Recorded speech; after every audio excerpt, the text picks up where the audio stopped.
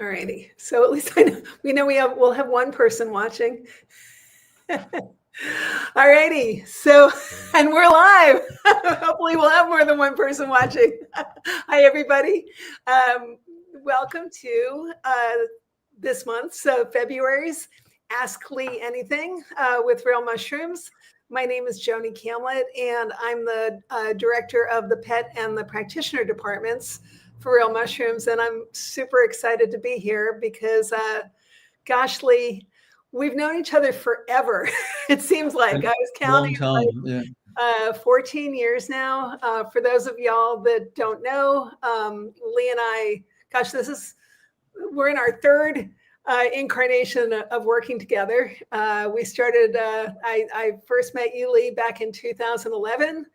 And I've been lucky enough that you've been my teacher and my mentor since then. First on the herbal side with, herbal medicine. And then when you kind of became really interested in mushrooms around 2020, I kind of followed you down the mushroom rabbit hole and became completely obsessed as well. Yeah. And now it's just so excited to have you, to be able to work with you at Real Mushrooms. So so welcome.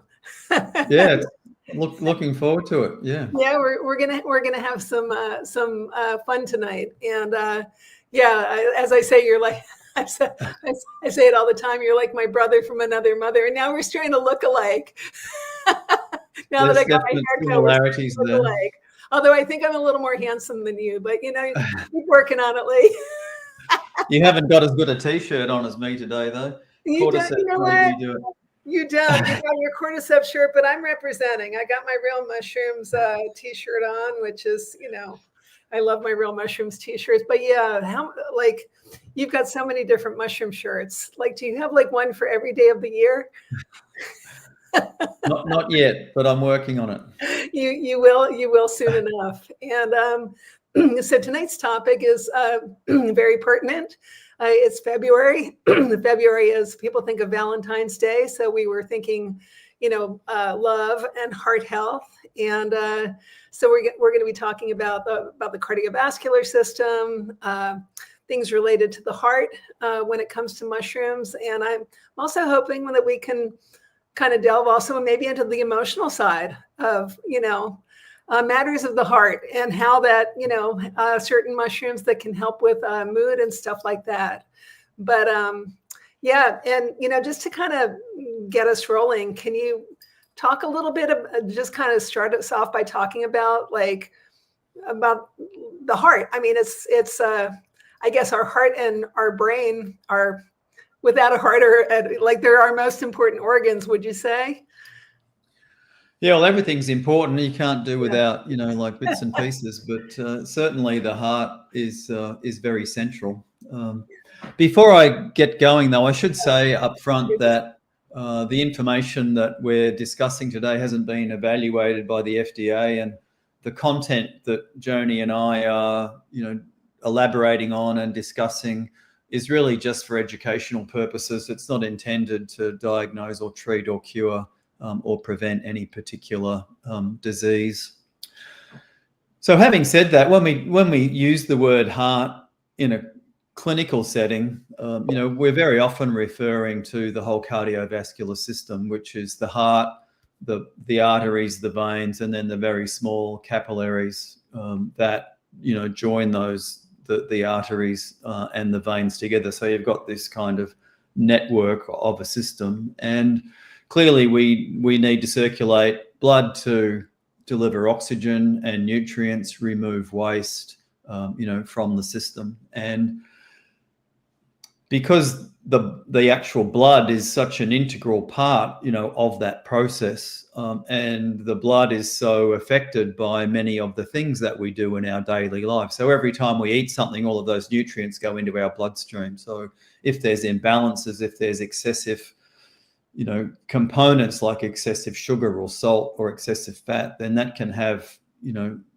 create challenges, in the functionality of what that has to do. And then our lifestyle, where we live, the air we breathe, can influence the health of the various cells within that department. So in terms of what we do to maintain cardiovascular health, the primary thing, and I think the thing that most people perhaps don't get right, is that we are designed to move, and movement is medicine, to quote just a catchy saying.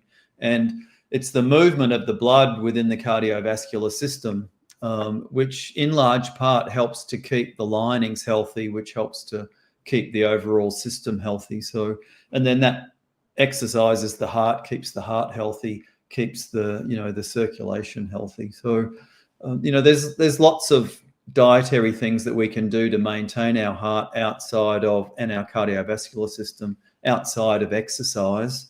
And I think there's a lot of interest, clearly, in making sure that we look after our heart and our cardiovascular system. But essentially, it's a pump, that makes sure that all of the tissues in our body get enough oxygen and nutrients and can efficiently remove waste, from the system. Right. And I'm curious about something, because I heard this at the previous company I worked for. They used to mention that, which was a whole food nutrition company, and they used to talk about how the heart was very responsive to nutritional therapy. Would you say that's correct? It is correct, yeah. And the heart has got, there's quite a lot of research that looks into this, and the heart is very sensitive to pretty much anything you put in your mouth. You can detect, very minor changes, that occur in the heart. And I'm not fully up to date with, all of those mechanisms, but the vagus nerve plays a really important role in that. And within the context of, nutrition, as you raised it, the heart expresses quite a lot of receptors that we would consider to be taste receptors. So when we put something bitter in our mouth, we know it's bitter because there's the perceptive capacity there. There's receptors that receive those bitter signals, and everybody's a little bit bit different in the way that those bitter signals get expressed. And it turns out that the heart expresses quite a lot of those bitter receptors. Humans have got 25 of them, and the heart expresses 21 of them. And some of them are expressed in really high numbers, and scientists have never looked at what's going on there. So things that are bitter, like reishi, for example, may exert their influences, over the heart by interacting with those bitter receptors. When you mentioned bitter, the first thing I thought of was reishi. And so would you call reishi like one of the better mushrooms for the heart? Yeah, reishi really stands out from a traditional point of view as a cardiovascular system mushroom, and it's probably has the highest order, like in the hierarchy of that. I'd put ergothioneine quite high up. I'd put shiitake quite high up. There's a few mushrooms that have got genuine impacts on the heart, but reishi's arguably number one. Yeah. It sounds like it. And we're going to move to we did get a couple questions, some questions that came in previous. So Matt, I'm going to start with can you tell me the specific supportive value that mushrooms have on heart health? That's a good one. Yeah, let's get straight to it, eh? Well, people that have been popping in regularly to this Facebook Live know that, there's not always a short answer, to some of these questions. And that's quite a big question, a good one to get up front.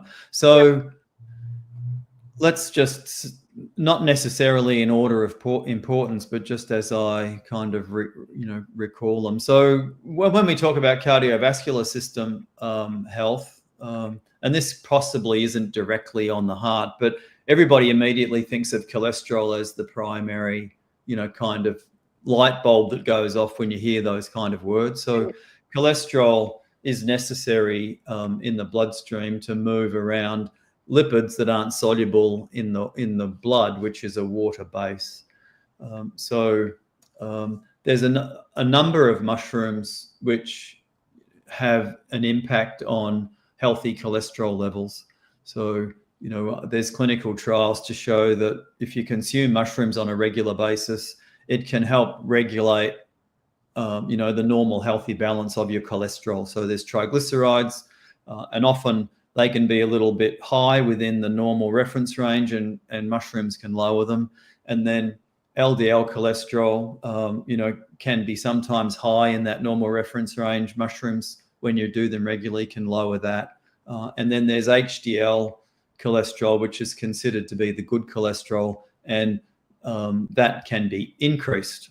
So they're all good things in terms of how a mushroom supports that aspect of it.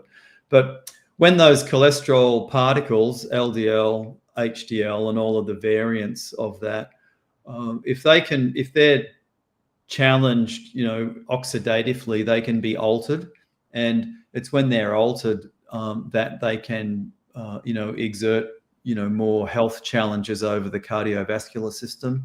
And the regular consumption of mushrooms helps to mitigate against the consequences of having oxidized LDL, for example, which can be quite challenging and damaging to the linings of the vascular system. So the consumption of mushrooms helps to mitigate against that.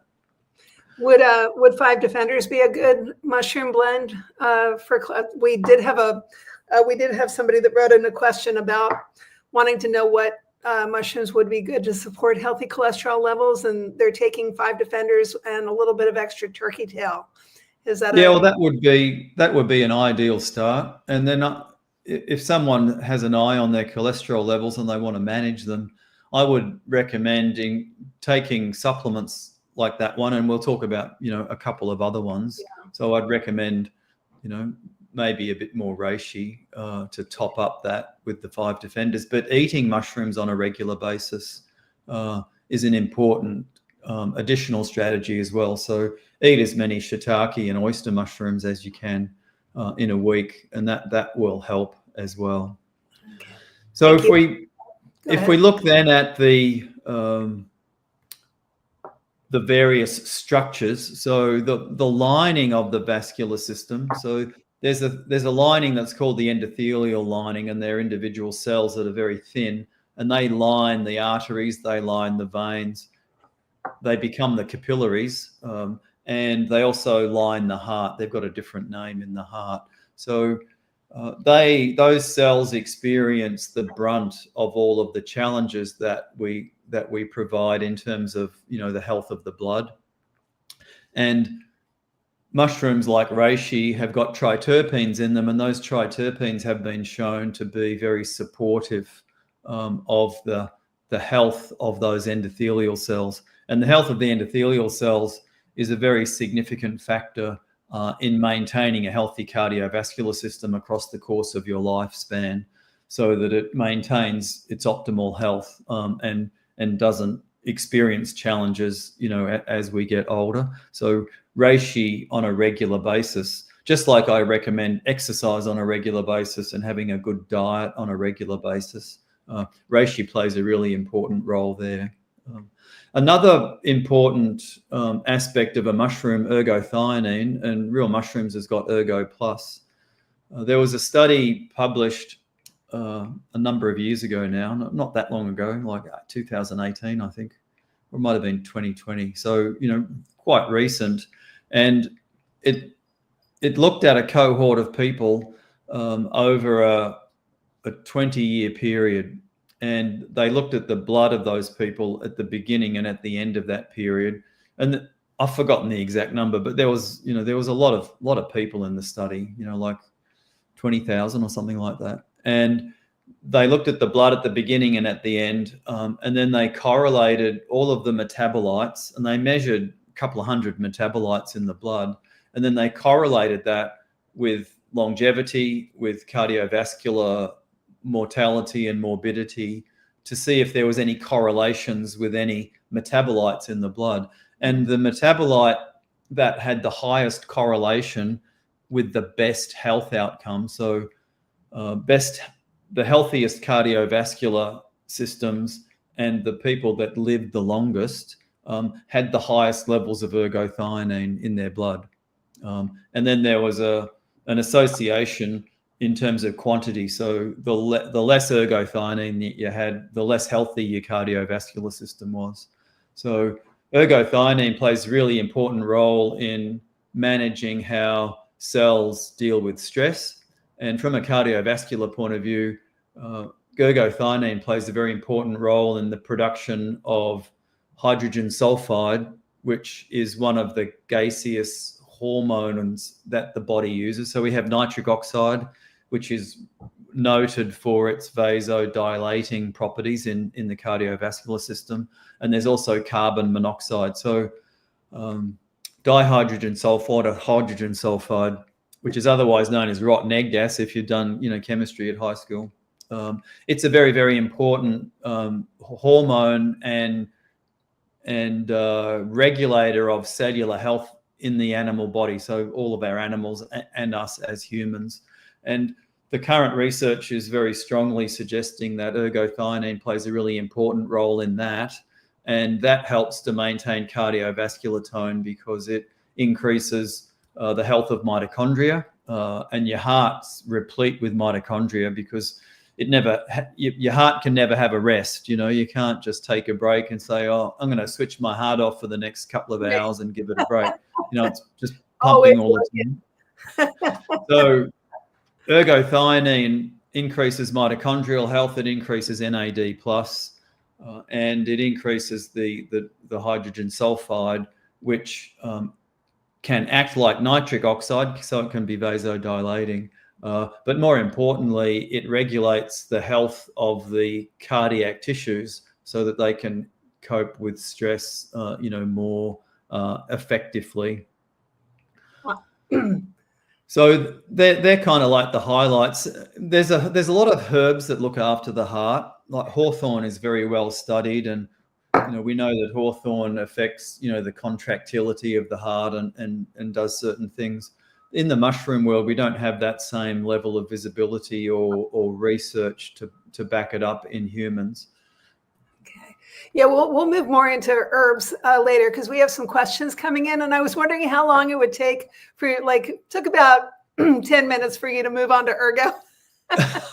How far would we get into the live before ergo came up? And I have to say I've become a big ergothioneine fan. I'm after hearing you speak. Well, I've been hearing you speak on it for years, but recently I boosted my ergo consumption from 1 capsule a day to 2 capsules. So I'm taking 20 milligrams instead of 10 milligrams, and I have to say I just feel more energy.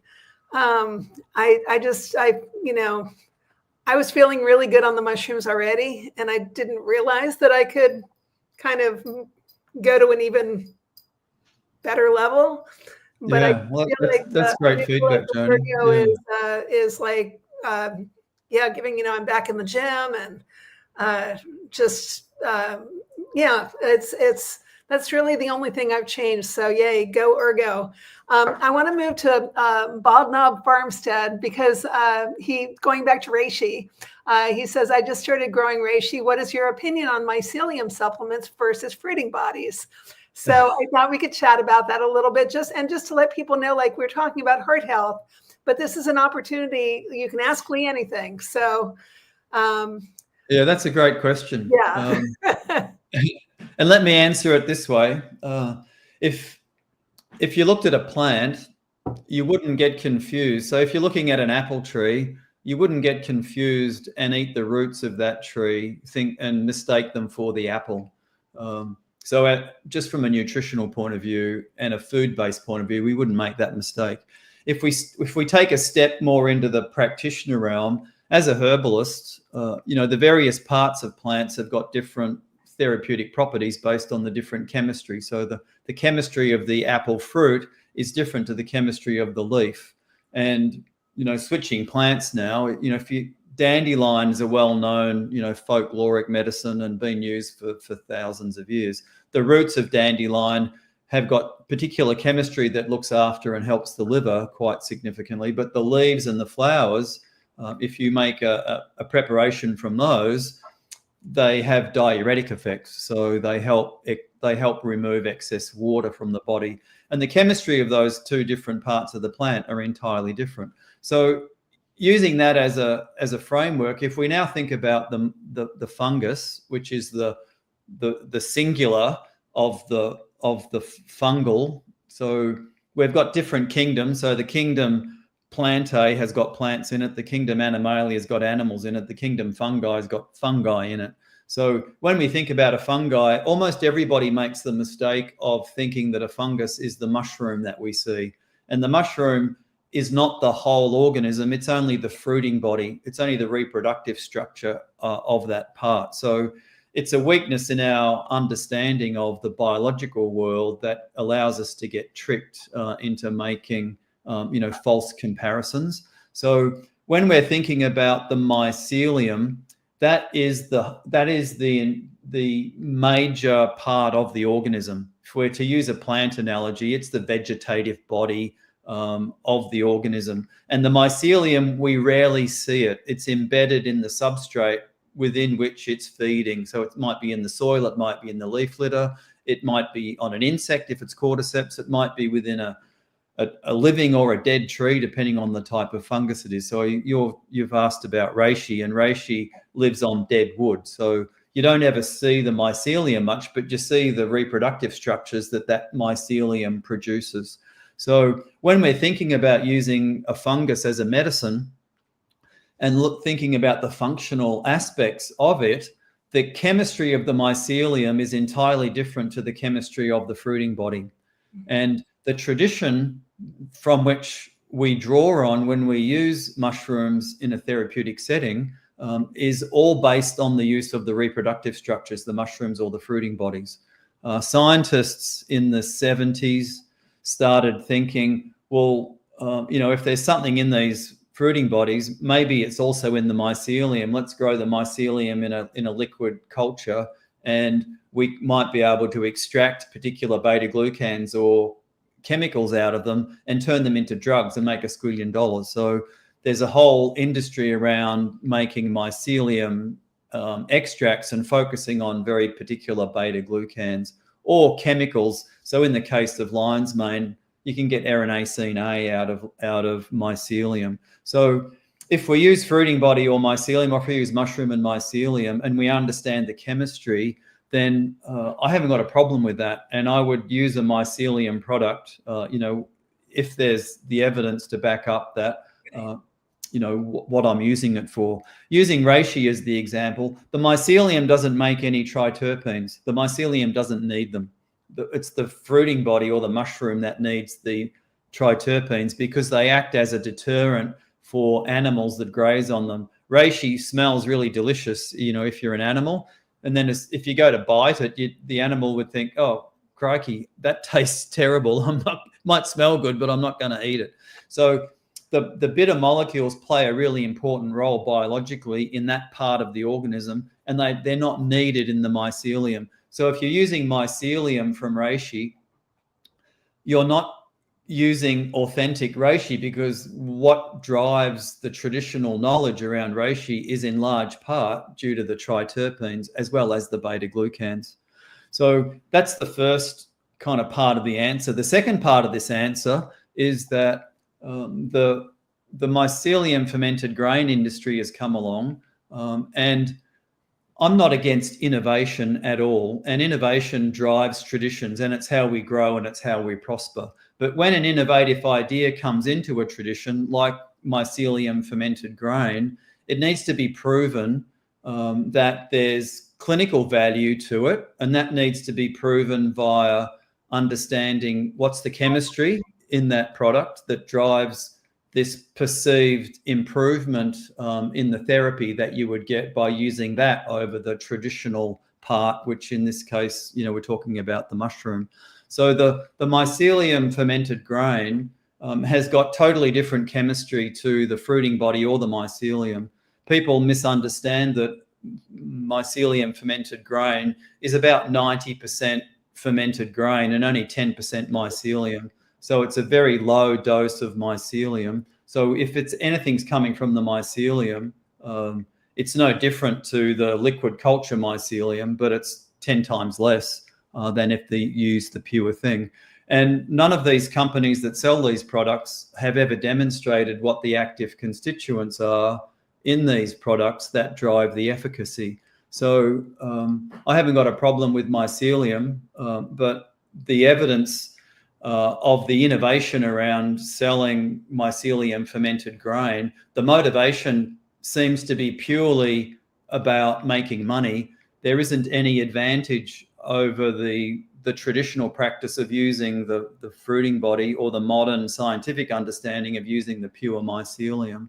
So there's a lot of emotion and there's a lot of kind of, what's the right word? There's people become very fixated on beliefs rather than very using. Passionate about it, yeah. Yeah, so people can get really hot under the collar about it. But when you analyze it like I just did as a practitioner, I'm really keen to make sure that mushrooms survive, into the distant future, where humans have been using them for forever. In my research, I think the earliest human use goes back 48,000 years. It'd be nice to think that in 48,000 years into the future, we'd still be using them. But if we have elements in the industry that make products that are fraudulent or faulty, that don't deliver any therapeutic effect, then the population at large could lose faith, and then that ruins it, for everybody, and then it's very hard to recover from that. Right. Yeah, thank you for giving that overview, Lee. That's really helpful. And I just keep going back to, like, you're always talking about the bitter. Bitter is better when it comes to Reishi. And, and you're saying, like, that bitterness doesn't exist. The components that cause the bitterness don't exist in the mycelium. So it's so if you're wanting to use Reishi for heart health, the only legitimate part of the fungus that you can use is the mushroom or the fruiting body. Yeah. The other two, the mycelium fermented grain doesn't have any of the chemistry that looks after the cardiovascular system, and the mycelium's only got the beta glucans, which only do half of the work. So you get, when you have beta glucans and the triterpenes together, you get synergistic outcomes. And there's animal studies where they ligate, so they tie off the arteries in rats, and then they give them reishi triterpenes, or they give them reishi beta glucans, and they can measure the health benefits at the linings that I talked about earlier, the endothelial cells. So if you tie off the end of an artery, the linings become very challenged and they don't perform well. And so you can look at the lining and you can measure its health. You can look inside the cells and measure what's going on. And beta glucans play a really important role in mitigating against the stress. But when you compare it to the effects of the triterpenes are much more significant. So the triterpenes in that sense have a higher order of, priority, but you get a synergy when you put them together. So having a product like real mushrooms, reishi, or any of the 5 defenders which contain it, then you've got what was used traditionally. It's very similar to what was used probably 4,000 years ago, and then you got the best of both worlds. Yeah. And bitter is better. It's like, even just with the mycelium, not with the mycelium, just with products in general in the marketplace. I know you've always taught to, like, you can often taste the quality. You can, yeah. And every natural product has got its own unique taste. And when I first entered the industry, that was how we measured quality. Before there were fancy machines, you'd taste and smell the products to make sure that they, conform to, and that was a tradition that was handed down from teacher to student, across the course of, the millennia. That's how it was done. Yeah.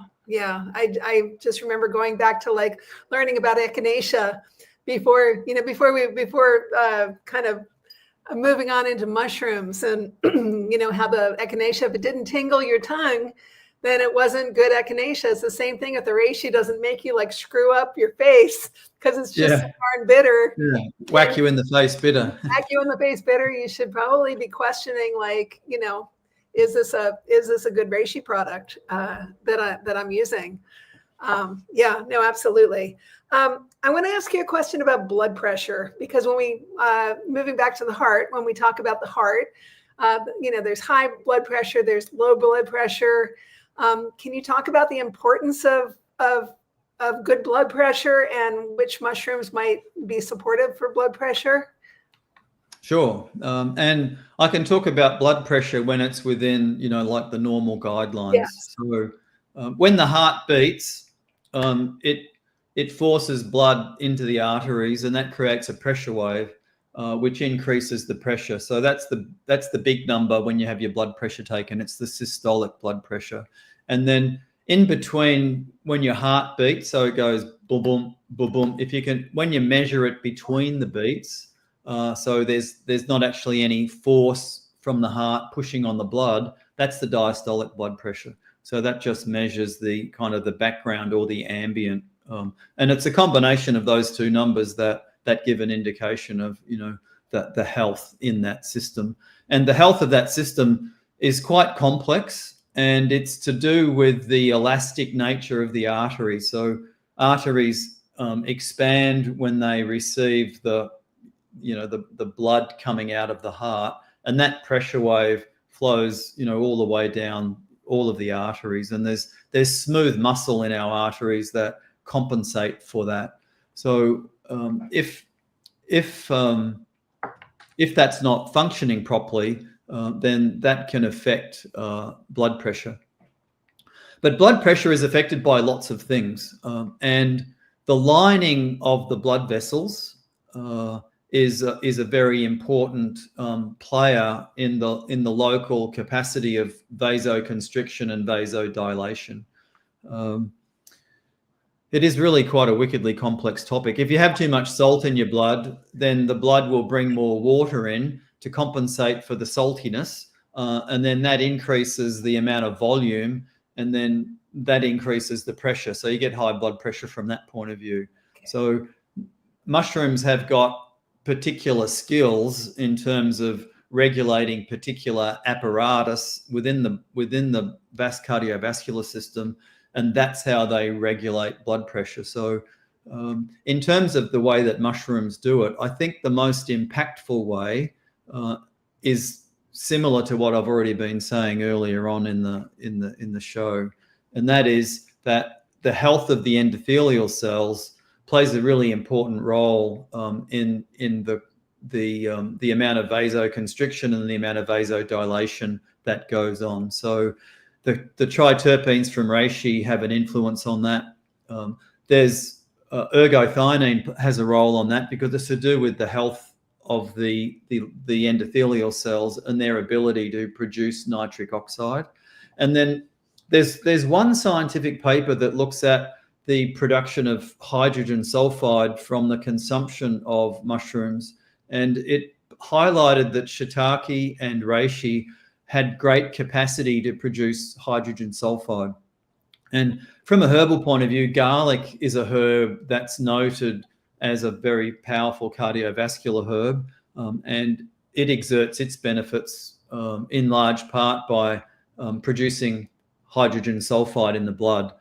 So in that sense, perhaps reishi and shiitake could be considered like the garlic kind of the plant world. So my new understanding of how ergothioneine works and the importance of hydrogen sulfide, I think that the hydrogen sulfide system is a really important player in regulating the health of the endothelial cells and controlling the right levels of the vasodilating gas nitric oxide and the nitric oxide mimicking gas, the dihydrogen sulfide. Another aspect of blood pressure and vascular remodeling is mitochondrial health. And for many people that live in big polluted cities, like say Los Angeles, for example, or Chicago, or the northeast of the US has got quite polluted air because the toxic fumes of industry blow in that kind of direction. So that area around Massachusetts, for example, is noted for that. Yeah. New Jersey. And the various toxic elements in air pollution can damage mitochondrial function. And then that dilutes the ability of the endothelial cells to perform their job properly. So things that look after mitochondrial health play a really important role. So within the real mushrooms range, it's not a mushroom, but cacao and the flavonols in cacao play a really important role in regulating the production of nitric oxide and keeping those endothelial cells healthy. So it coalesces. What are so the real mushrooms, hot chocolate, or the chocolate bars, healthy treats that look after your cardiovascular system. Sure. Awesome. And I'm thinking, when I think blood pressure, stress affects your blood pressure, right? So if you're stressed, you'll definitely have blood pressure. Raise your blood pressure. So I'm thinking reishi could also be potentially helpful. As when I think of reishi, I think of it as a mushroom that supports calm and a more meditative.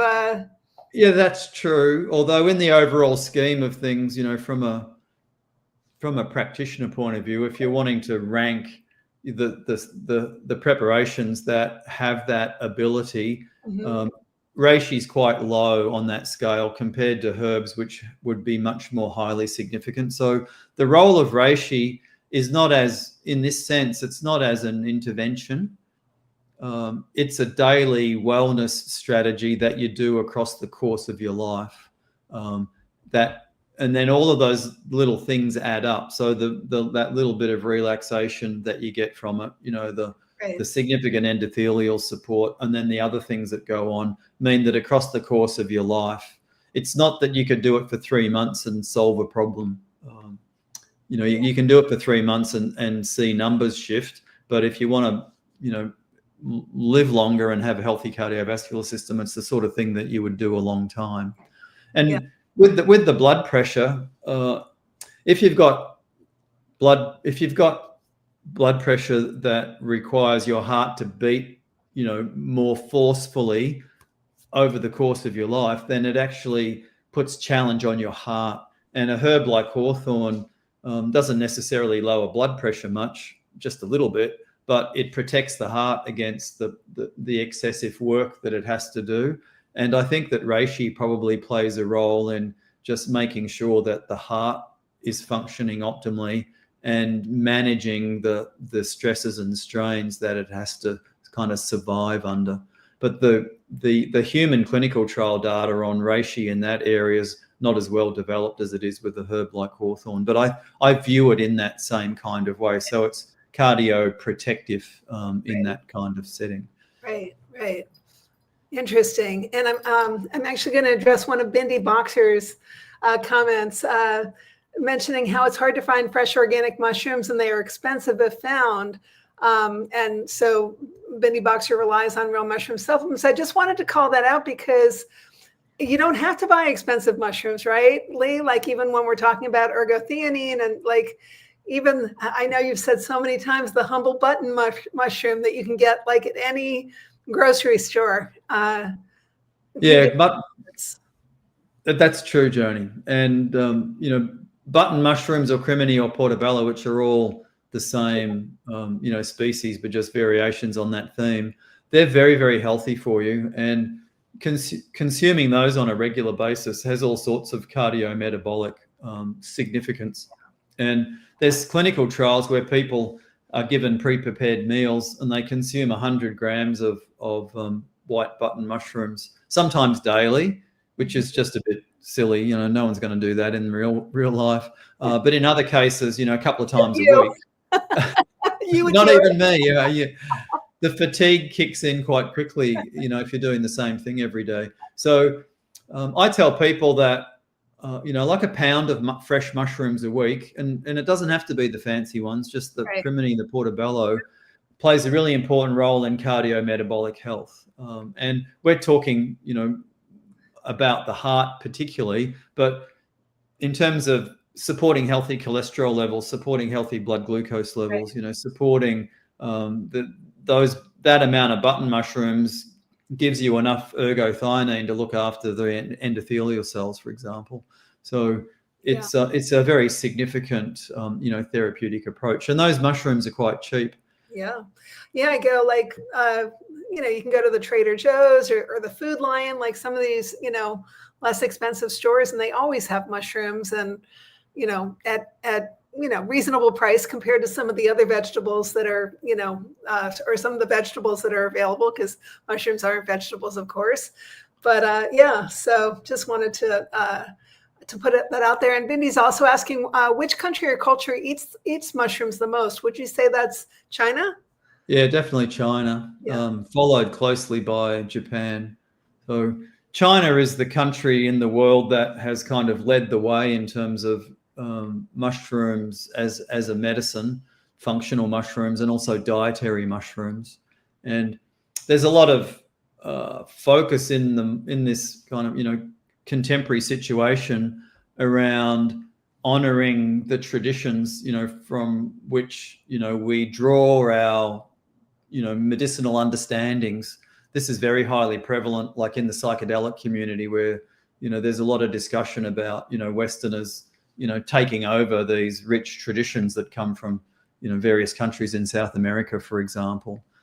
So if we look at mushroom consumption through that same lens, we need to view China as kind of like the heartland and honor and revere it, rather than being xenophobic and fearful about the fact that anything out of China's tainted or like problematic. It's exactly kind of the opposite. Every country's got their own unique challenges, and China's got some polluted cities, but the mushrooms that go into the supply chains that real mushrooms use are all grown in very pristine conditions and all pass the most rigorous of the organic kind of testing standards that go on. And you've got people growing these mushrooms that have been, steeped in it for generations. And the mushrooms, many of them get grown in the locations where they were very first kind of cultivated or first foraged and found, going back in some cases, like 800,000 years ago. Yeah. And it's amazing because, so often they're grown in the traditional methods, but then combining that with the cutting edge therapies or the cutting edge, how we're developing the mushrooms, basically. I know you talk about that a lot, combining the tradition with modern science. And so the good example of that with reishi is the fact that reishi needs to grow on wood. Mm-hmm. And we alluded to that earlier. If you grow reishi on brown rice or oats or sorghum, it doesn't have the raw material to create the triterpenes. That's why there aren't any triterpenes there. So reishi uses the lignin in the wood, which is a phenolic polymer, to manufacture those triterpenes. So fungi aren't very fussy about the way the wood is presented to them when it is a food. So they'll grow just as happily on sawdust as they will on a log, although their growth is faster in sawdust because they don't have to work as hard to break it down. It's already been broken down for them. So their ability to infiltrate the substrate's faster. But in terms of reishi, when you grow them on logs of particular species, whole logs, you get a better quality product. So it makes sense to grow reishi on a log rather than sawdust. But in terms of shiitake, it doesn't make a difference. The shiitake that grows on sawdust produces the exact same quality as you would if you grow it on a log. So understanding all of those nuances has been perfected, by the growers in China, so that we can get access to the very best, kind of mushroom extracts. Right. Awesome. And so Sandy has a dog question for you. We're gonna. I'll see if I can help you out. Sandy just received her lion's mane powder in the mail today. She's got a 17-and-a-half-year-old dachshund that has dementia, or also called canine cognitive dysfunction. And what's the correct dose for her? She's 8 pounds. So, well, are you going to need help with that one, Lee? Well, I will need help, but let me give my perspective and then you can correct me. Yeah, sure. So lion's mane's the best kind of choice there. I've got a nearly 13-year-old Felix. cavoodle, which is a poodle crossed with a Cavalier King Charles. It's 3/4 Cavalier and 1/4 poodle. He's a And mutt. he's a mutt. But he's a mutt. Go on. And he was bred by good friends of ours, so there's a strong kind of connection there. And he's been getting he's 10 kilos, so he's 22 pounds, so a bit heavier than your dog. And he's been getting about half a teaspoon, and I'm never fussy about the dose, about half a teaspoon approximately of lion's mane every day for quite a while now. And his behaviors changed quite dramatically. He's kind of getting younger in his playful like behaviors. And so the dose of lion's mane, it doesn't have to be very finely tuned. There's a clinical trial, and I think they might have even used this breed as one of the breeds there was a study looking at bowel flora. And my theory with lion's mane is that there's three things that are going on. So it's the insoluble fiber in lion's mane that acts as a prebiotic, which produces short chain fatty acids and volatile organic molecules that influence brain function. The hericinones in lion's mane play a role in directly influencing brain function. And lion's mane is very high in ergothioneine. So an ergothioneine is very important in the way the brain functions. So those three things kind of synergize together to bring about these impacts. But if you're to look at the tradition of lion's mane, it's primarily been used as a gastrointestinal mushroom. It helps improve gastrointestinal inflammation.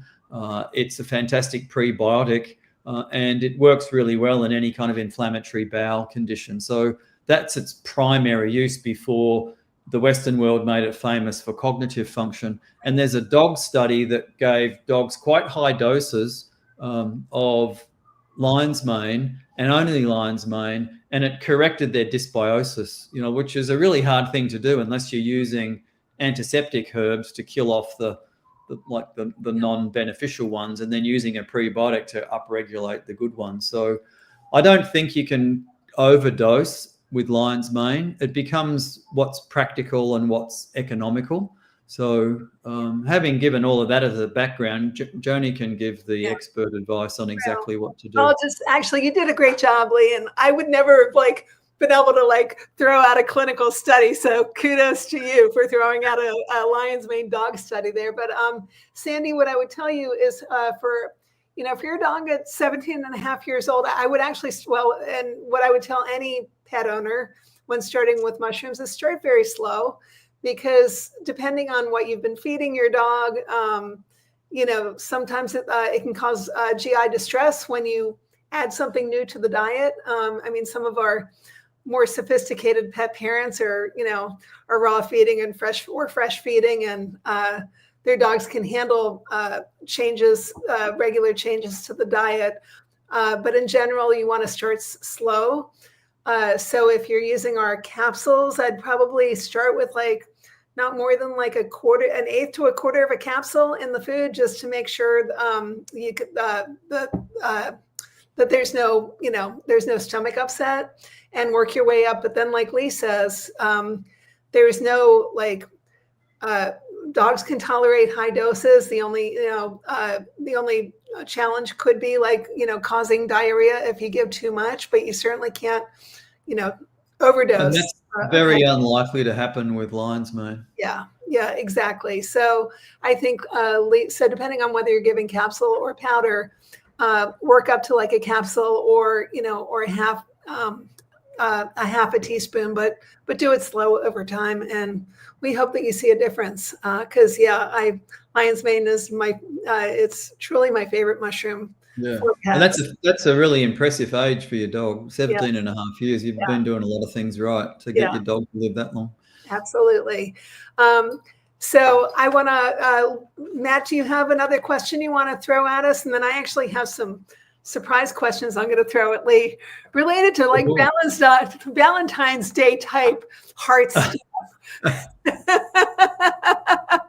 I want to know how to get like Valentine's evening going, and I want to know how to deal with heartbreak and stuff like that. So we're going to move into some of that stuff. But and look at that. I love it because Matt, you must have read my mind. Do mushrooms intensify romantic feelings and feelings of closeness to people, or do they moderate it, or do the two relate in some other way? This is a perfect entry into where I was going with this. Yeah. Go figure. It's a good question. I don't know that there's any notable effects in the functional mushroom kind of realm. People would tend to straight away go to lion's mane as being, the nervous system mushroom and the one that can moderate stuff. It's out of our kind of domain here, but the psychedelic therapy work that I have done with psilocybe, I say, you guys say psilocybe, that had an incredible effect on me feeling more loving and close towards, my family particularly, but, like every living being in general.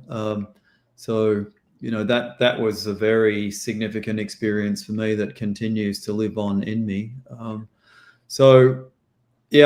We have to resist the temptation, I think, of there being a mushroom solution for every problem. Right. If we broaden the horizon in terms of, the herbal world, as a practitioner of natural medicine, where I rely, primarily on plants and fungi, as the tools to support people's health, then yes, I think there's probably something to support every question or challenge that we face. But if it's just in the mushroom realm, probably no. But in terms of the romantic feelings, from a vascular point of view, to get an erection, a man needs to have good vascular supply. And if you're a younger man and you've got erectile dysfunction, then that's an early warning sign. I like to joke that it's like the canary in the trousers, like you take a canary into the coal mine. If your canary in your trousers is not functioning properly when it really should be, your risk of cardiovascular challenges skyrockets. And Reishi's a really important mushroom in that category. And it would work really well in terms of the herbs that I would use to treat that. And to a lesser extent, women require the same sort of vascular supply to, achieve an orgasm, because the erectile tissue in the clitoris, needs that supply as well. So reishi for both of the sexes, would help play a role in there. But reishi would be a minor component and a synergist, where other herbs that might have more of a profound effect would be more well suited. What about like cordyceps? Because I hear I hear people talking about cordyceps for its aphrodisiac effects. So kind of to help get. Yeah, well, I kind of blanked on that. There's certainly a tradition where I was around going with it. Yeah, there's certainly a tradition around cordyceps doing that, and I think from a male perspective, cordyceps has got some curious ability to improve hormonal production and to increase that aspect. Mm-hmm. So men need testosterone to drive those things, and that. The clinical data isn't hugely robust. There's a lot of anecdotal data, and throughout time, humans have been very focused on that because, sex is important, and reproduction is important, and a lot of knowledge and understanding has been translated from humans observing animal behavior. And in the past, humans only survived if they had very close contact with their animals. So, if they watched their animals graze, they could be aware of what they're eating and then observe their behavior. So a lot of the traditional use of tribulus and horny goatweed, the epimedium herb, and the cordyceps come from that understanding. That's how they kind of became, focused on the human endeavor. So yeah, cordyceps and the Cordyceps militaris within the real mushrooms line, I'd be recommending more than what it says on the label. I'd be suggesting, maybe 6, even 8 capsules a day. Wow, really? To get those effects. And that's where the clinical trials are. 2 capsules is 1 gram. So, 3 or 4 grams a day would be where you need. So you'd need to be up to 6 to 8 capsules a day.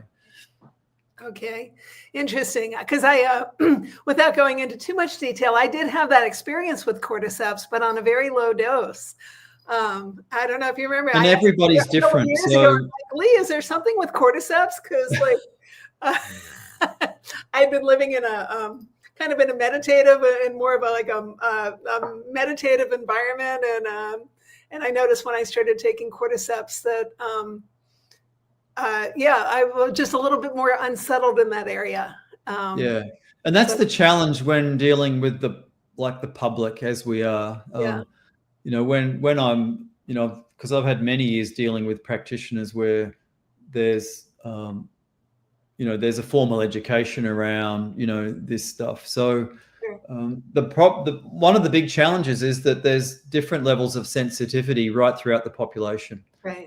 And, you might be very sensitive to a whole lot of things, where that's not the average. It's only a small percentage of the population. So when I say 3 to 4 grams a day, I'm thinking of, like the largest part of the population, what would they need, to get those benefits. So anywhere from 1 capsule, some people might need 10 capsules, to get that effect. So, and they're working. If I took working with a practitioner allows you to, fine tune that dose to get more efficacy. So people might say, I tried cordyceps and it didn't work. I'll be like, yeah, but how much did you try? Well, I took 2 capsules for 8 weeks. I'm like, well, that's not very much, like you might need more than that.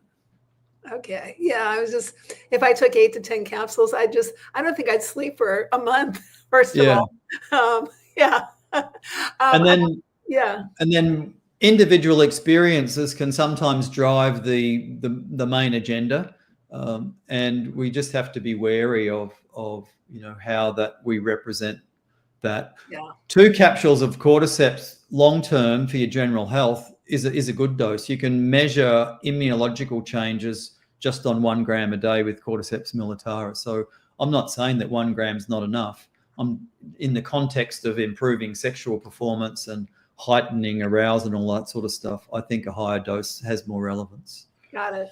I want to address Barbara's question. Are there any mushrooms that may aggravate anyone with kidney issues? No, I don't think so. I think that all of the benefits from mushrooms are beneficial. Ergothioneine is definitely hugely beneficial in the kidney. And cordyceps has got great evidence, for its benefit in improving kidney function. So none of the mushrooms have got things that are problematic.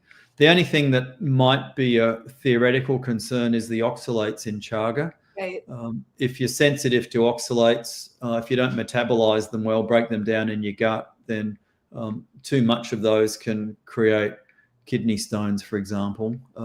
But the real mushrooms, chaga is quite low in tested it. In oxalates, and you don't really need to be worried. You've got to be much more worried about consuming uncooked spinach or poorly cooked spinach, for example. And there's a fad for having raw spinach in salads, which I'm not a fan of at all.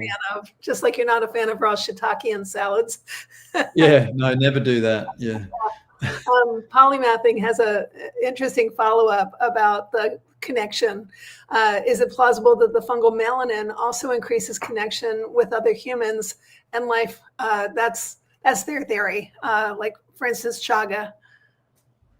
Yeah, that's a really interesting conversation, that one. The melanins in chaga aren't very bioavailable. So the effects that they have are largely prebiotic. So the melanin molecules get broken down by the bowel flora in the gut, and the consequences of that metabolism is the production of other chemical constituents about which we know very little. So that's quite plausible that some people would experience that based on that mechanism. Interesting idea. And I know we're almost out of time, but I want to, Chen just popped in to say, I'm using lion's mane for improving my cognitive function. Advice for using anything different. Would you think tremella or reishi, maybe? If you're wanting to improve your cognition, the next thing to add would be Ergo Plus.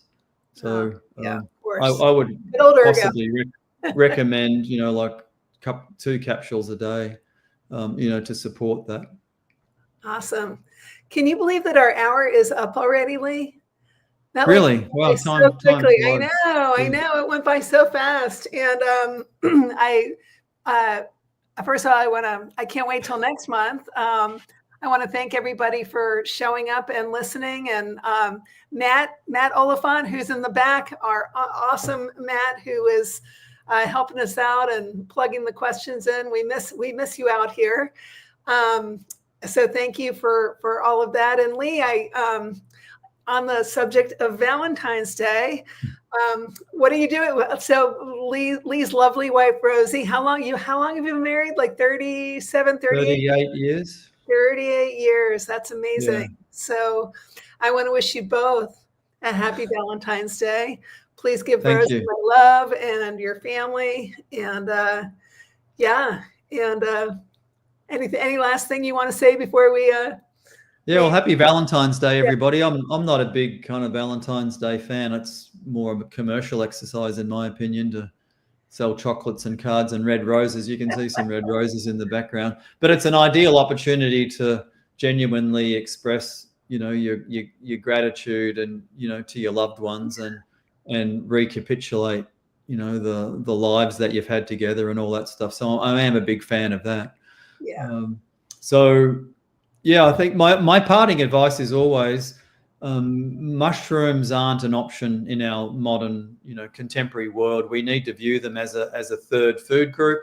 And just like we choose to eat animals or plants, we need to choose to include mushrooms. And if we don't like eating them, we need to take supplements. And the ideal world would be supplements and mushrooms. So keep on eating your mushrooms.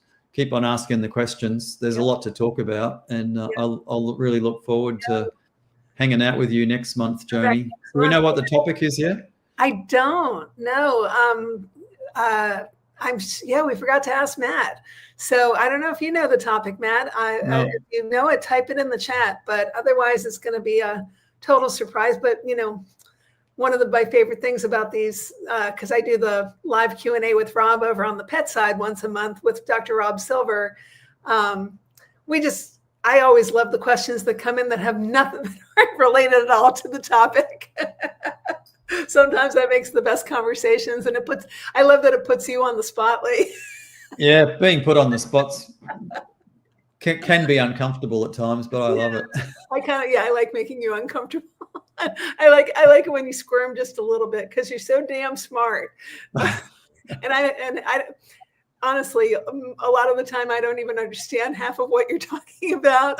But I try to follow it, and then you get into like you can, your brain goes so deep that sometimes I can just stay on the peripheral. But it's always fascinating, and I'm so grateful that I've been lucky enough to be your student for as long as I have. And and you ask great questions, so it brings the best out of both of us. Yay! Happy that more people are getting to know you. Alrighty, everybody, enjoy. Thanks, everyone. Thanks, Matt. And thanks, Matt. And we'll see you next time. Bye-bye. Bye.